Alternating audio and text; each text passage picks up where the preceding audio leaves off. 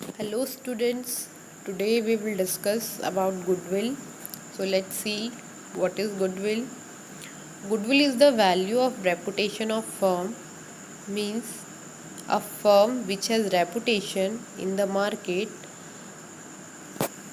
the value of that reputation is known as goodwill. Now the meaning of goodwill. First of all, it is an image or reputation of a business.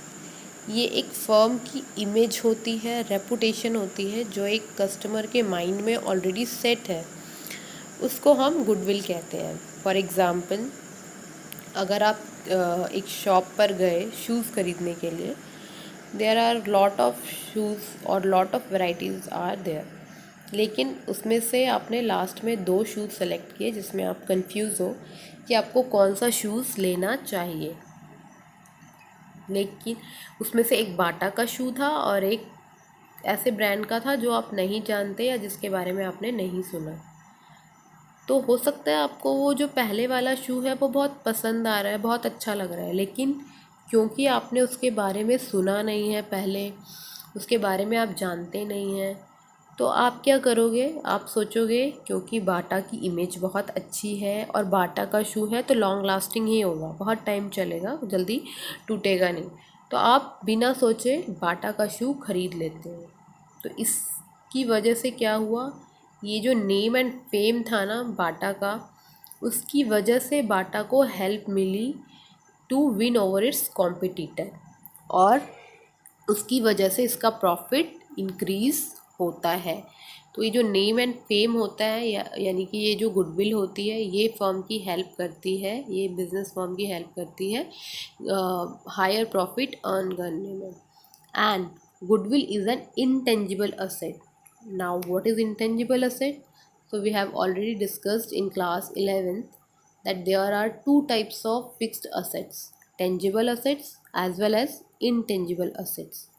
Tangible assets are those assets which we cannot touch or see, for example furniture, building, etc. And intangible assets like goodwill that we cannot touch or see, but we have reputation in our mind or we have an image in our mind about that product.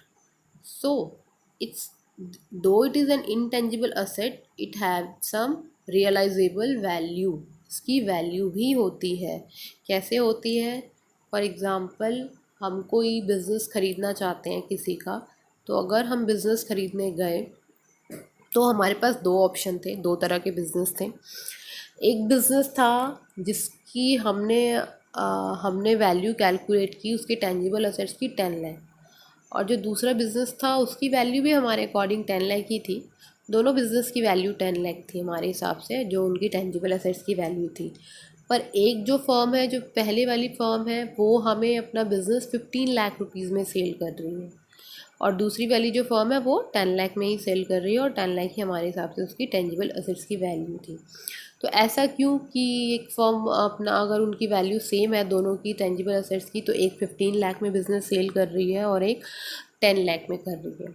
ऐसा इसलिए क्योंकि एक जो firm है, पहली वाली जो firm है, उसकी गुडविल है, उसकी रेपुटेशन है, और उस रेपुटेशन की वैल्यू वो हमसे लेना चाहती है, यानी कि गुडविल है। That is a well established firm that have reputation in the market, उसकी मार्केट में रेपुटेशन है बहुत अच्छी, लोग उसके बारे में बहुत अच्छे से जानते हैं। तो अगर आप उसका बिज़नेस परचेस करेंगे तो आपको बहुत ज़्यादा एफर्ट्स करने की ज़रूरत नहीं होगी।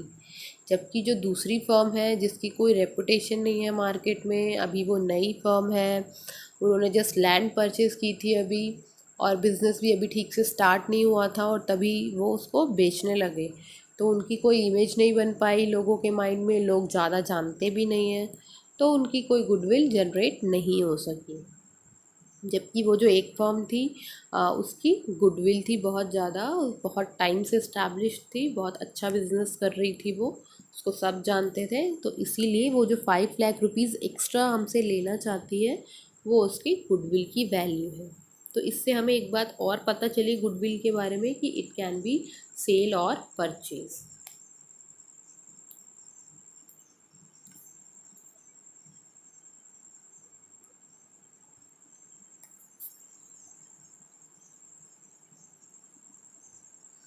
Now the features of goodwill. First of all, it is an intangible asset. ये एक intangible asset है. We have already discussed that we cannot touch or see the goodwill. Next is it helps in earning higher profit. It also helps in earning higher profit because a firm having higher goodwill, higher value of goodwill, that is earning higher profit. Firm is having lower value of goodwill, it will earn lower profit. And last is it does not have separate existence from that of an enterprise. इसको इसके enterprise से अलग नहीं किया जा सकता.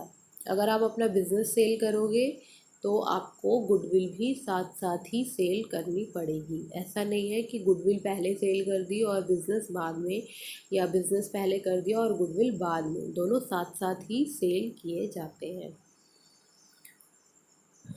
Now let us discuss nature of goodwill. What is the nature of goodwill? First of all, it is an valuable intangible assets. It is the intangible asset which have some value. A firm that earns only normal profit. और ऐसी firm जो सिर्फ normal profit earn करती है या फिर continuously losses में जा रही है, हर साल उसको लॉस हो रहा है, तो ऐसी फर्म की कोई गुडविल नहीं होती, क्योंकि goodwill is directly connected with the profit. अगर प्रॉफिट नहीं तो गुडविल नहीं. Sometimes goodwill has more value than the tangible assets. और कई बार ऐसा भी होता है कि टेंजिबल असेट्स से ज़्यादा वैल्यू उस फर्म की गुडविल की होती है. जैसे अभी मैंने बताया कि अगर हम कोई फर्म का बिजनेस खरीद रहे हैं तो 10 लाख उसकी टेंजिबल असेट्स थी एंड 5 लाख गुडविल थी. और इसका अपोजिट भी हो सकता है कि 5 लाख रुपीज़ हमारे हिसाब से टेंजिबल असेट्स थी और हम उसको 15 लाख में ख़रीद रहे हैं. Why? Because 10 lakh is the value of its goodwill.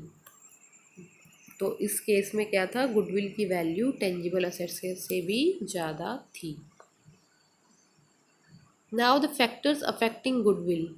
Factors affecting goodwill means कौन से ऐसे फैक्टर्स हैं जिनकी वजह से गुडविल की वैल्यू इंक्रीज़ और डिक्रीज़ हो सकती है. तो first of all, location of business. Location of business means अगर कोई बिज़नेस ऐसी जगह पर सिचुएटेड है जहाँ पर लोग बहुत आसानी से आ जा सकते हैं, बहुत बिज़ी स्ट्रीट है कोई जहाँ बहुत लोग आते जाते हैं, एक दिन में बहुत सारे कस्टमर्स आते हैं, तो उस बिज़नेस को बहुत ज़्यादा एफर्ट्स करने की ज़रूरत नहीं है अपने प्रोडक्ट को सेल करने के लिए, क्योंकि जब इतने लोग आते जाते हैं वहाँ पर, इतनी भीड़ वाली जगह है वो, तो डेफिनेटली सेल ज़्यादा होगी, एंड सेल ज़्यादा होगी तो प्रॉफिट ज़्यादा होगा. And if profit will be higher then it leads to increase the goodwill, because profit have direct relationship with the goodwill. और वहीं अगर ऐसा है कि ये जो फर्म है, बिज़नेस फर्म है, कोई ऐसे रिमोट एरिया पर सिचुएटेड है जहाँ बहुत कम लोग जाते हैं या जहाँ जाना बड़ा मुश्किल है, तो वहाँ पर गुडविल कम हो जाएगी. क्यों कम हो जाएगी? क्योंकि ऐसी फर्म का प्रॉफिट ही कम होगा.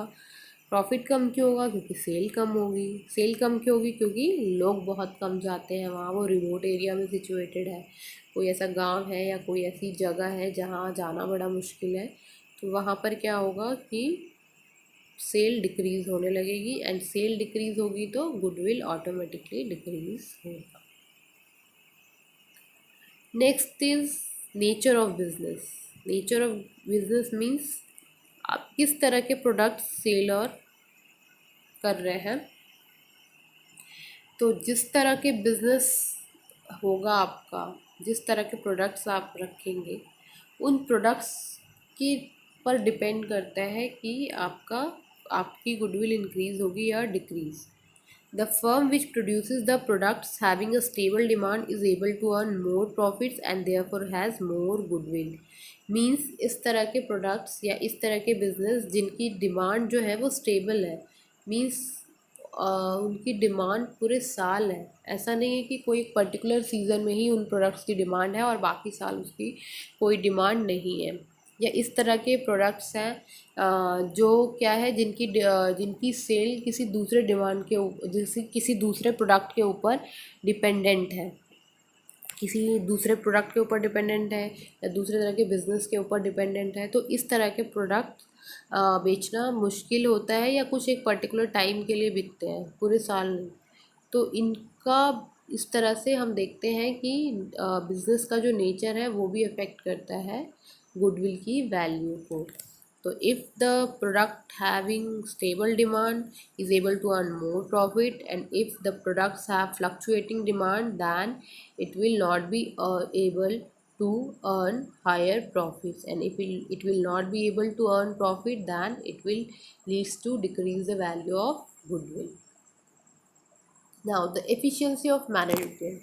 Efficiency of management is also one of the factor. Efficiency of management means if the firm have very efficient management, मतलब वहाँ का मैनेजमेंट ऐसा है, कोई फर्म है, बिजनेस फर्म है, उसका मैनेजमेंट इतना अच्छा है, इतना केपेबल है कि उसकी वजह से फर्म की प्रोडक्टिविटी इंक्रीज़ हो रही है, and if productivity will increase, it will leads to increase the profitability of the business, and profitability will increase, then the goodwill will automatically increase. और अगर इसका ऑपोजिट है कि मैनेजमेंट इतना बेकार है, वो टाइम पर डिसीजन मेकिंग नहीं कर पाते हैं, ठीक से अच्छे से डिसीजन नहीं ले पाते हैं, तो क्या होगा, फर्म की प्रोडक्टिविटी डिक्रीज़ होगी, एंड जब प्रोडक्टिविटी डिक्रीज़ होगी तो क्या होगा, it will leads to decrease the goodwill of the firm. तो उसकी वजह से फर्म की गुडविल भी डिक्रीज़ होगी, गुडविल की वैल्यू कम होने लगेगी। Next point is time factor. How does time factor affect the value of goodwill? अगर कोई बिज़नेस बहुत लंबे समय से चल रहा है, आप उसको बहुत लंबे टाइम से जानते हैं, और वो बिज़नेस लंबे समय से कंटिन्यूसली नहीं चल रहा है, बल्कि वो that is earning higher profit continuously, इतने टाइम से एक तो वो सरवाइव कर पा रहा है, वो भी बहुत बड़ी बात है, और दूसरा वो कंटिन्यूसली हायर प्रॉफिट में जा रहा है। ऑब्वियसली हायर प्रॉफिट में जा रहा है तो ही सरवाइव कर पाएगा, अदरवाइज़ अगर कोई फर्म कंटिन्यूसली लॉस, हर साल लॉस में जा रही होगी, तो उसको सरवाइव करना बहुत मुश्किल होगा, एक टाइम के बाद आएगा कि उस फर्म को क्लोज़ करना पड़ेगा। तो इसलिए अगर फर्म बहुत लंबे टाइम से चली आ रही है, इसीलिए तो उसकी गुडविल ज़्यादा होगी। इसीलिए आपने देखा होगा कि ज़्यादातर प्रोडक्ट्स पर लोग लिखते हैं, या अपनी कोई कोई शॉप्स पर भी कॉर्नर में लिखा होता है कि सिंस 1970, सिंस 1980, सिंस 1959। वो इसीलिए कि वो ये दिखाने के लिए कि आप लोगों के मन में उसकी एक इमेज बन जाए कि हाँ, ये बहुत पुराने समय से चली आ रही है फर्म, तो डेफिनेटली इसने अपनी क्वालिटी मेंटेन की होगी। और अगर ये हमारे माइंड में आ जाती है बात, तो हम उस ब्रांड के बारे में या उस फर्म के बारे में ना जानते हुए भी बिलीव कर लेते हैं कि इसकी क्वालिटी अच्छी होगी। तो time factor is also a factor which affects the value of goodwill. तो डेफिनेटली फर्म जितनी पुरानी होगी उसकी गुडविल उतनी ज़्यादा होगी, और जितनी नई फर्म होगी उसकी गुडविल उतनी ही कम होगी। Next point is market situation. Market situation means when the firm is able to enjoy the monopoly in the market, then it will enable to earn more profit. And if the firm will earn more profit, then it will lead to increase the value of goodwill. And if lot of competitors are there in the market of this product, और इस firm के बहुत सारे competitor हैं, तो क्या होगा कि प्रॉफिट डिवाइड हो जाएगा सबके बीच में, सारे कॉम्पिटिटर्स के बीच में, और जैसे ही प्रॉफिट डिवाइड होगा तो वैसे ही फर्म की गुडविल भी डिक्रीज़ होने लगेगी, क्योंकि वो जो प्रॉफिट अगर मोनोपोली होती तो ये जो बिजनेसमैन अकेले एंजॉय करता, वो अब उसको सभी के साथ शेयर करना पड़ेगा, और जैसे ही शेयर करेगा वैसे ही प्रॉफिट डिक्लाइन होने लगेगा। And if profit will start declining, that then it will leads to decrease the value of goodwill. Now the special advantages. Special advantages means कुछ फर्म्स ऐसी होती हैं जो सिर्फ सेल पर ही फोकस नहीं करती, या उनका मेन एम सिर्फ प्रॉफिट अर्न करना ही नहीं है। प्रॉफिट अर्न करना तो है, पर उसके साथ साथ वो क्या करना चाहते हैं, they want to maintain the relationship with the customer. Customer के साथ वो लॉन्ग टर्म रिलेशनशिप मेंटेन करके रखते हैं, ताकि एक बार अगर जो उनका कस्टमर बन गया तो वो हमेशा वहीं पर आएगा, वो और कहीं नहीं जाएगा। जैसे कि कुछ फर्म्स जो होती है वो आफ्टर सेल सर्विस की फैसिलिटी बहुत अच्छी प्रोवाइड कराती है। जैसे ही आपने कंप्लेंट की, बहुत क्विक रिस्पांस देते हैं वो लोग। और वहीं एक दूसरी फर्म है जहाँ पर आप एक बार सेल कर दिया तो उसके बाद अगर कोई प्रॉब्लम आती है, कंप्लेंट आती है, आप बार बार फ़ोन कर रहे हैं, कोई उठा ही नहीं रहा फ़ोन, या फ़ोन उठा लिया तो कोई रिस्पॉन्स ही नहीं है सामने से, तो इस तरह की फ़र्म का क्या होता है, गुडविल डिक्रीज़ हो जाती है। और जो फर्म बहुत अच्छा रिस्पॉन्स देती है, इसकी गुडविल डेफिनेटली इंक्रीज़ होगी। और ये तो मैंने एक फैक्टर बताया था। ऐसे ही बहुत सारी चीज़ें हैं जिसकी वजह से, जो बहुत सारे स्पेशल एडवांटेजेस ऐसे हैं जो एक फर्म इंजॉय करती है या अपने कस्टमर को देती है, और जिसकी वजह से उसकी गुडविल इंक्रीज़ होने लगती है। Now the favourable contracts. कभी कभी क्या होता है कि कोई फर्म ऐसी है जिस इतनी अच्छी उसकी गुडविल है, इतनी रेपुटेशन है कि उसके एडवांस में ही बहुत सारे कॉन्ट्रैक्ट्स हैं उसके पास, बहुत सारे लोग उससे गुड्स परचेस करने के लिए तैयार हैं, एडवांस में ही ऑर्डर मिले हुए हैं उसको। और इस सिचुएशन में अगर कोई फर्म उसका बिज़नेस खरीदती है या कोई पर्सन ऐसी फर्म का बिज़नेस खरीदना चाहता है, तो डेफिनेटली उसको बहुत ज़्यादा एफ़र्ट्स करने की ज़रूरत नहीं पड़ेगी। उसको एफ़र्ट्स नहीं करने पड़ेंगे, उसको तो पूरा बिज़नेस ऐसे ही चला हुआ मिल गया है। तो तो इसलिए वो क्या करेगा, वो बिज़नेस फर्म क्या करेगी, उसको गुड, अगर वो इसका बिज़नेस खरीदती है ऐसी सिचुएशन में, तो उनको ये जो एफ़र्ट्स की, जो उनके टाइम और एफ़र्ट्स बचे, उनकी जगह उनको वैल्यू देती है, अमाउंट देती है एक particular, that is known as goodwill. और अगर कोई ऐसी फर्म है जिसके पास कॉन्ट्रैक्ट्स ही नहीं है, कोई बहुत मुश्किल से कॉन्ट्रैक्ट्स मिल रहे हैं, कोई ऑर्डर ही नहीं देना चाहता उसको, तो क्या होगा इस केस में, इस फर्म की गुडविल डिक्रीज़ होने लगेगी। Risk associated. If the business faces higher risk, it will have lower value of goodwill and vice versa. अगर कोई बिज़नेस ऐसा ऐसा बिज़नेस है जिसमें रिस्क के चांसेस बहुत ज़्यादा है, तो क्या होगा उस केस में, गुडविल डिक्लाइन होने लगेगी। क्यों होने लगेगी? क्योंकि इस तरह के प्रोडक्ट्स हैं उनके जिनमें रिस्क बहुत ज़्यादा है। मतलब इस तरह के प्रोडक्ट्स हैं, या तो जिसको बहुत ज़्यादा स्टोरेज फैसिलिटी बहुत अच्छी चाहिए, अगर आपने उसको ठीक तरीके से स्टोर नहीं किया तो वो ख़राब हो जाएंगे तो आपकी सेल डिक्रीज़ होने लगेगी, और डिक्रीज़ होने लगेगी तो गुडविल डिक्रीज़ होने लगेगी।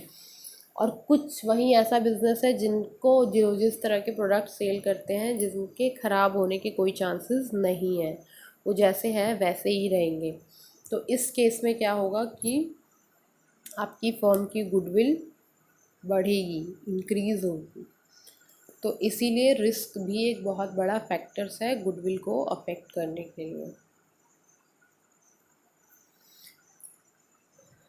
Next topic is need for valuation of goodwill. Why do we want to calculate goodwill, या what is the need to calculate the goodwill. हमें गुडविल कैलकुलेट करने की ज़रूरत ही क्या है, हमें ज़रूरत क्यों पड़ती है गुडविल कैलकुलेट करने की। So let us discuss the points why we need to calculate the goodwill. First, when there is a change in profit sharing ratio among the existing partners. Like in this example, earlier the partners have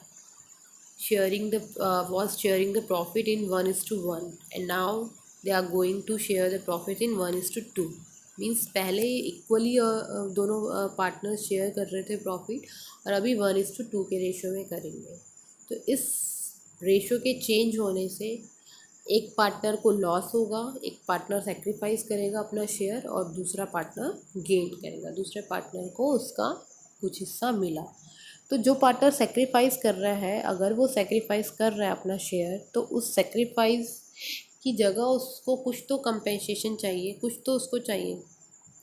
तो वो जो compensation है, अब हम कितना compensation दें ये कैसे पता चलेगा। तो इसी कंपेंसेशन वाले अमाउंट को कैलकुलेट करने के लिए हमें गुडविल कैलकुलेट करनी पड़ती है।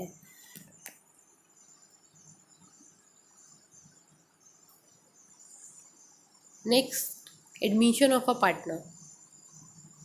फिर ऐसे ही अगर कोई नया पार्टनर आ रहा है तो डेफिनेटली कुछ पार्टनर्स ऐसे होंगे जिनको सेक्रीफाइस करना पड़ेगा, क्योंकि अगर वो सेक्रीफाइस करेंगे तभी तो नए पार्टनर को वो शेयर देंगे, और अगर वो सेक्रीफाइस करेंगे तो उनको भी कुछ तो कंपेंसेशन चाहिए। और ये कंपेंसेशन कौन देगा उनको? जो नया पार्टनर आया है, जो न्यू पार्टनर आया एडमिट हुआ है, वो कंपेंसेशन देगा। और वो जो कंपेंसेशन देगा वो हम कैसे कैलकुलेट करेंगे? In the form of goodwill.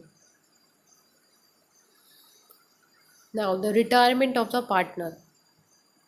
इसी तरह से रिटायरमेंट, अगर किसी पार्टनर का रिटायरमेंट हो जाता है, मीन्स वो फर्म छोड़ के चला जाता है, तो उसका जो शेयर था, जो अभी तक वो ले रहा था, वो शेयर अब जो एग्जिस्टिंग पार्टनर्स हैं वो आपस में शेयर करेंगे। और वो शेयर करेंगे मीन्स उनको तो प्रॉफिट है उसके जाने से, और अगर उनको प्रॉफिट है उसके जाने से, तो इसका मतलब क्या है कि उस गेन की जगह वो जो रिटायरिंग पार्टनर है उसको कुछ अमाउंट कंपेंसेट करेंगे। और यही जो कंपेंसेशन है इसको हम एज अ गुडविल कैलकुलेट करेंगे। So that's why we need to calculate the value of goodwill at the time of retirement of a partner and at the time of death of a partner। अगर किसी partner की death हो जाती है, तो अगर death हो गई तो जिसकी डेथ हो गई उस वो तो कुछ नहीं लेगा, लेकिन उसके जो लीगल नॉमिनीज़ हैं, जो एग्जीक्यूटर हैं उसको, उनको हम कुछ अमाउंट एज अ कंपेंसेशन देंगे। और अगर हम उनको कंपेंसेशन देंगे तो हमें पहले खुद पता होना चाहिए कि हमें क्या अमाउंट एज अ कंपेंसेशन देना है। तो उस कंपेंसेशन को कैलकुलेट करने के लिए हम गुडविल कैलकुलेट करेंगे और उसके नॉमिनीज़ को हम वो अमाउंट देंगे। Next point is dissolution of a firm. What is the meaning of dissolution of a firm? Dissolution of a firm means dissolution of a firm when the partnership firm comes to an end. जब एक partnership firm उसको हम बंद करते हैं या close करते हैं तो उसको हम डिसोल्यूशन ऑफ अ फर्म कहते हैं। और sale of a partnership business, या तो हम उस बिज़नेस को पूरी तरीके से बंद कर देते हैं या हम उस बिज़नेस को किसी दूसरे बिज़नेस फर्म को या फिर किसी दूसरे पर्सन को सेल करते हैं। तो उस टाइम पर भी हमें गुडविल की वैल्यू कैलकुलेट करने की ज़रूरत पड़ती है। And at the time of amalgamation of firms, amalgamation means merger of two or more firms, means 2 या 3 फर्म्स जब एक साथ मिलकर एक नई फर्म बनाते हैं, तो that is known as amalgamation of firms. तो इस एमलगेमेशन से हो सकता है किसी फर्म को प्रॉफिट हो रहा हो और किसी को लॉस। तो जिसको लॉस हो रहा होगा या जो फर्म सेक्रीफाइस कर रही होगी उसको हम एक अमाउंट देंगे कंपेंसेशन के रूप में, जिसे हम गुडविल कहेंगे। Now the classification of goodwill. So goodwill can be classified in two categories. First, purchase goodwill, and second is self-generated goodwill. So let us discuss these two types of goodwill in one by one. First, purchase goodwill. Purchase goodwill is that goodwill which is acquired from others through made payments. Means ये जो purchase goodwill है हमने किसी ना किसी business से या person से ख़रीदी है। किसी जब हमने बिज़नेस को ख़रीदा होगा तो उस बिज़नेस को ख़रीदने के लिए हमने जो अमाउंट पे किया होगा, जो एक्स्ट्रा अमाउंट टेंजिबल असेट्स के अलावा जो एक्सेस अमाउंट पे किया होगा, that is known as goodwill. उसी को हम परचेज गुडविल कहते हैं। जो एक्स्ट्रा अमाउंट हमने जिसके लिए पे किया है वो हमारी परचेज गुडविल होगी। Now the features of purchase goodwill. First, it arises on purchase of a business और for purchase of a brand. ये कब आती है हमारे पास परचेज गुडविल? जब हम या तो कोई बिज़नेस ख़रीदते हैं या फिर कोई पर्टिकुलर ब्रांड ख़रीदते हैं, उस टाइम पर हमारे पास परचेज गुडविल आती है। Second, since the purchase consideration is paid for, it should be recorded in the books of account. और नेक्स्ट वेरी इंपॉर्टेंट थिंग, क्योंकि हमने इसके लिए अलग से अमाउंट पे किया है, तो हम उस अमाउंट को हम अपनी बुक्स ऑफ अकाउंट में, यानी कि अपनी बैलेंस शीट में as a tangible fixed asset as a intangible fixed asset show करेंगे। तो इसको बैलेंस शीट में दिखाना ज़रूरी है, क्योंकि हमने इसके लिए एक पर्टिकुलर अमाउंट पे किया है। तो हम इसको अपनी बैलेंस शीट में as an intangible fixed asset show करेंगे। Now, the self-generated goodwill. Self-generated goodwill, it is an internally generated goodwill. Means इसको इंटरनली इनके मैनेजमेंट ने बिजनेस के या और जो मेंबर्स हैं बिजनेस में, उन लोगों ने खुद से जनरेट किया हुआ है गुडविल को, which arises from a number of attributes like efficiency of management, location and special advantages etcetera. Means the factor which we had discussed earlier which affect the value of goodwill. तो वो सारे factors जो हमें लगता है कि goodwill की value जिनसे अफेक्ट हो सकती है, उन सारे फैक्टर्स को ध्यान में रखते हुए हम क्या करेंगे, उन ध्यान में रखकर हम इस सेल्फ जनरेटेड गुडविल को कैलकुलेट करते हैं। Now the features of self generated goodwill. First, it is generated internally generally over the years. ये जो गुडविल है ये इंटरनली कैलकुलेट होती है, इसका कोई पर्टिकुलर फार्मूला, कोई मेथड ऐसा फिक्स नहीं है, हर कोई अपने हिसाब से मेथड लगाता है। और generally over the years means कोई भी फर्म एक साल के अंदर गुडविल विल नहीं करती। मीन्स फर्म जितनी पुरानी होती जाएगी गुडविल उतनी ज़्यादा होगी, और जितनी फर्म नई होगी उसकी गुडविल उतनी ही कम होगी। तो ये बहुत सालों में जब फर्म अपनी रेपुटेशन मेंटेन कर लेती है मार्केट में, और उसे लगता है कि अब हमें भी लोग जानते हैं मार्केट में, हमारी भी रेपुटेशन है, तो उस टाइम पर गुडविल जनरेट होती है। Next is AS 26 prescribes that it is not recorded in the books of accounts, though we have not paid for it। हमने इसके लिए कोई पेमेंट नहीं की, तो अगर हमने इसके लिए कोई पेमेंट नहीं की है तो हम इसको अपनी बुक्स ऑफ अकाउंट में भी नहीं दिखाएंगे, क्योंकि ये सेल्फ जनरेटेड है, हमने खुद से असेस किया है इसको। तो हमने इसके लिए किसी को, कोई आउटसाइडर को कोई पेमेंट नहीं किया अलग से, तो हम इसको अपनी बैलेंस शीट में शो नहीं कर सकते। And the valuation depends on the subjective judgement of the valuer. और जो इसकी वैल्यूएशन है उसका अभी जैसे मैंने बताया कि इसका कोई फिक्स मेथड नहीं है, हम मेथड्स इसके कई हैं कैलकुलेट करने के, हम वो बाद में डिस्कस करेंगे, लेकिन कोई ऐसा फिक्स नहीं है, हर कोई अपने हिसाब से कोई भी मेथड चूज़ कर सकता है। तो इसीलिए इसका जो वैल्यूएशन है वो, और अगर अलग अलग मेथड यूज़ करेंगे कैलकुलेट करने के लिए तो डेफिनेटली वैल्यू अलग अलग आएगी। तो इसीलिए इसकी कोई फिक्स वैल्यू हम नहीं बता सकते कि किसी फर्म की गुडविल की वैल्यू एग्जैक्टली कितनी होनी चाहिए। Now the time for assignment.